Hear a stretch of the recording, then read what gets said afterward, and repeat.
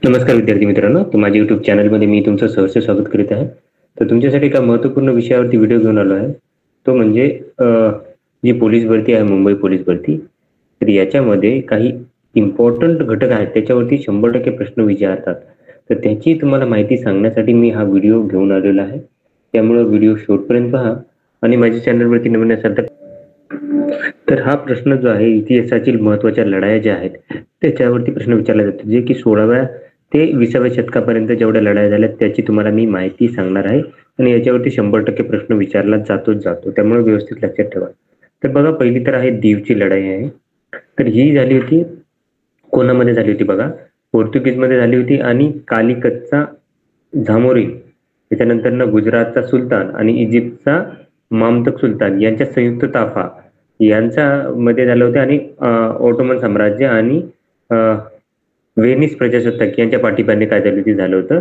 हे जे लढाई झाली होती, ही लढाई झाली होती कशामध्ये, अरबी समुद्रात झाली होती. 3 फेब्रुवारी 1509 मध्ये झाली होती आणि याच्यामध्ये पोर्तुगीजांचा काय झालं होतं की विजय झाला होता. पोर्तुगीज एका साईडला होते आणि बाकी सगळे जे आहेत ते एका साईडला होते. त्याच्यानंतर बघा, पानिपतची पहिली लढाई. आता ही कोणाची झाली होती, बाबर आणि इब्राहिम लोधीमध्ये झाली होती. कुठे, पानिपत हे हरियाणामध्ये येतं सध्याचं.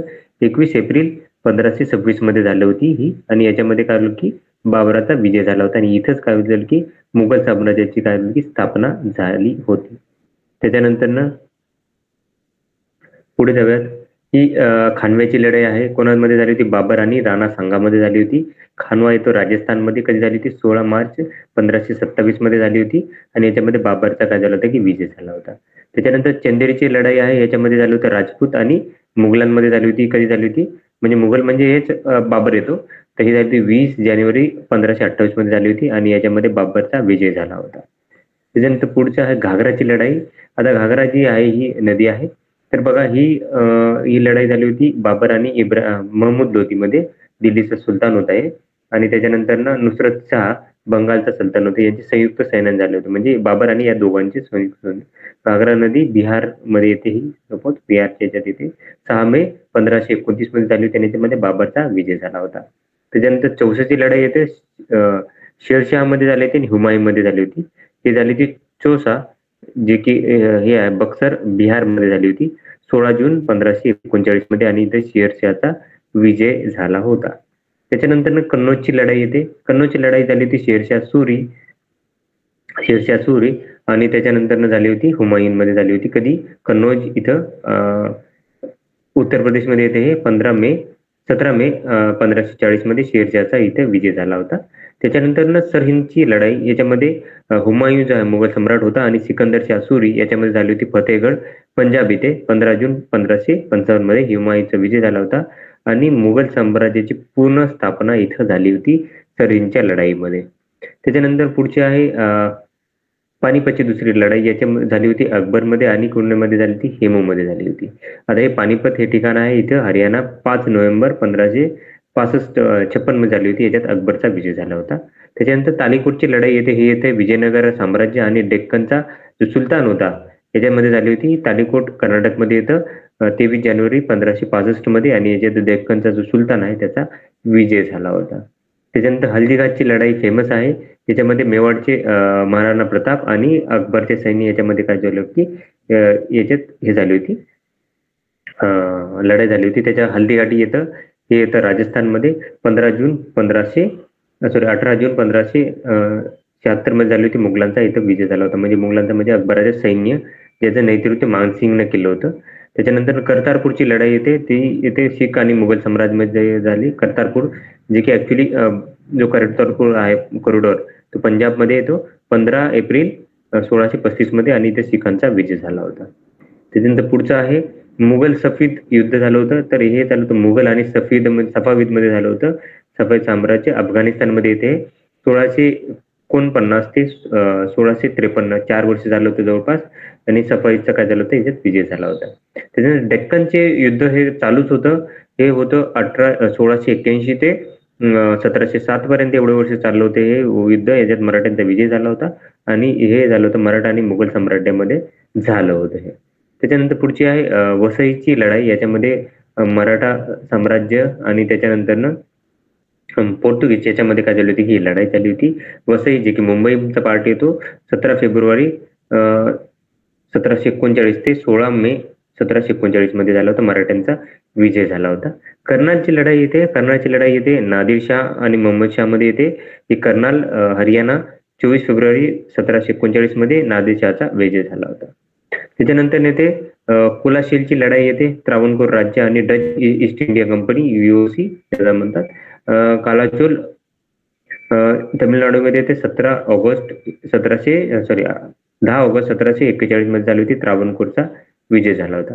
त्याच्यानंतर कर्नाटकचं युद्ध येतं. ईस्ट इंडिया कंपनी आणि फ्रेंच सैन्याचे मध्ये झालं होतं. कर्नाटकमध्ये येतं हे येतं 1741 ते 1748 हे झालं होतं की याच्यात काय झालं की निर्णय झाला नव्हता.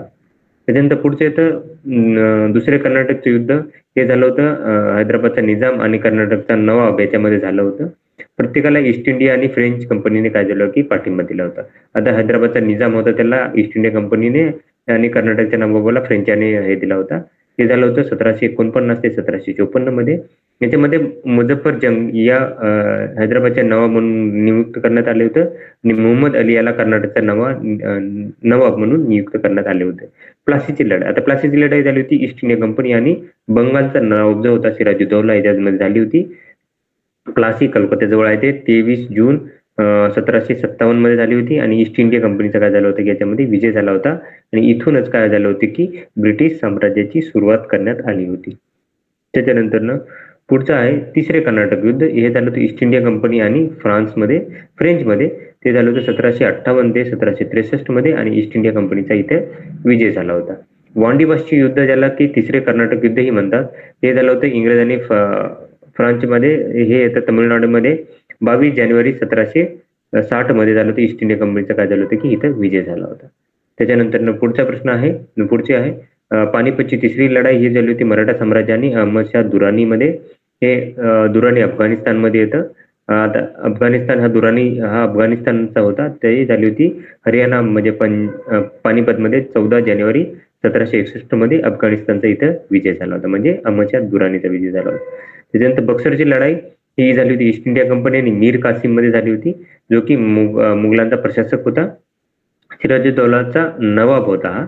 तर याच्यात बघा आणि सिराजुद्दौला जो की अवधचा नवाब होता. शाह आलम दुसरा मुघल सम्राट होता. यांचे संयुक्त हे होतं जे की बिहार बक्सरमध्ये झालं होतं.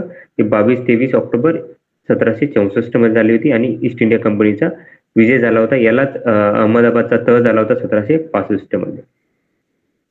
त्याच्यानंतर पहिलं अँग्लो मैसूर युद्ध आहे. हे झालं होतं ईस्ट इंडिया कंपनी आणि मैसूर राज्य हैदर अलीच्या याच्यामध्ये. हे 1767 ते 1769 मध्ये झालं होतं. याच्यात म्हैसूरचा विजय झाला होता आणि याच्यामध्येच मद्रासचा तहही झाला होता. त्याच्यानंतर पहिले इंग्रज मराठा युद्ध झालं होतं. हे झालं होतं ईस्ट इंडिया कंपनी आणि मराठा साम्राज्यामध्ये. पुणे इथं झालं होतं 1775 ते 1782. याच्यात मराठ्यांचा विजय झाला होता आणि याच्यामध्ये सालबाईचा तह झाला होता. त्याच्यानंतर दुसरं अँग्लो मैसूर युद्ध झालं होतं ईस्ट इंडिया कंपनी आणि मैसूर राज्य हैदर अलीच्या त्याच्यामध्ये 1780 ते 1784. याच्यामध्ये काय झालं होतं की मंगलोरचा तह झाला होता आणि हे काय केलं होतं की फायनल नव्हतं झालं. त्याच्यानंतर मराठा मैसूर युद्ध झालं होतं. हे झालं होतं 1785 ते 1787. याच्यात मराठ्याचा विजय झाला होता आणि गजेंद्रगडचा तह ही याच्यात मध्ये झाला होता. पुढचं आहे तिसरं अँग्लो मराठा युद्ध झालं होतं. याच्यामध्ये ईस्ट इंडिया कंपनी आणि मैसूर राज्य जे की टिपू सुलतानच्या अंडर होतं. 1790 ते 1772 मध्ये झालं होतं हे. आणि जर बघितलं ईस्ट इंडिया कंपनीचे विजय आणि याच्यामध्ये सेरिंगपट्टमचा तह झाला होता. त्याच्यानंतर चौथं जे अँग्लो मैसूर युद्ध होतं ते झालं होतं ईस्ट इंडिया कंपनी आणि मैसूर राज्य टिपू सुलतान याच्यामध्ये. तर याच्यामध्ये 1798 ते 1799 मध्ये झालं होतं आणि ईस्ट इंडिया कंपनीचा विजय झाला होता आणि मैसूरने उपकंपनी आघाडीने प्रवेश केला होता. त्याच्यानंतर दुसरे इंग्रज मराठी युद्ध झालं होतं 1803 ते 1805 मध्ये. ईस्ट इंडिया कंपनीचा विजय झाला होता आणि सुरजी अंजनगावचा तह इथेही झाला होता. त्याच्यानंतर अँग्लो नेपाळ युद्ध झालं होतं. हे ईस्ट इंडिया कंपनी आणि गोरखा राज्य याच्यामध्ये हे झालं होतं. उत्तर महाराष्ट्र भारतात येतं हे. 1814 ते 1816 मध्ये ईस्ट इंडिया कंपनीचा विजय झाला होता आणि सुगोलीचा तह हे करण्यात आला होता.